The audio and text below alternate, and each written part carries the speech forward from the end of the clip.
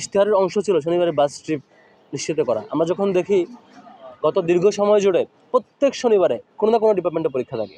এখনও আপনি খোঁজ নেবেন, প্রত্যেক শনিবারে কোনো না কোনো ডিপার্টমেন্টে পরীক্ষা থাকে, কিন্তু সেই শিক্ষার্থী কেমন করে বিশ্ববিদ্যালয়ের আঙ্গিনায় আসবেন, যিনি অনাবাসী শিক্ষার্থী, তার কোনো ব্যবস্থাপনা ইউনিভার্সিটি কর্তৃপক্ষ করেন নাই। যার ফলে বিশেষত নারী শিক্ষার্থীরা বা একই ক্যাম্পাসে আসতে 4-5টা রুট পরিবর্তন করে বা 4-5টা গাড়ি পরিবর্তন করে আসলে আবার এসে পরীক্ষার হলে পরীক্ষা অ্যাটেন্ড করা, এটা বিশাল একটা ট্রমার ব্যাপার। গাড়ি পরিবর্তন করা, ওঠানামা, একে তো জ্যাম, শনিবারে বিভিন্ন পলিটিক্যাল প্রোগ্রাম থাকে, সব কিছু ছাপিয়ে এসে যখন সে আসতে পারবে ইজিলি, সে জায়গা থেকে আমরা চেষ্টা করেছিলাম প্রথম ইউনিভার্সিটি ফান্ড থেকে দেওয়া। সম্পাদক এবং ডাকসু বিপিজিএস সহ আমাদের পুরো বোর্ডের সামগ্রিক প্রচেষ্টায় আমরা বারবার চেষ্টা করে বাইরে স্পন্সর ম্যানেজ করার চেষ্টা করেছিলাম।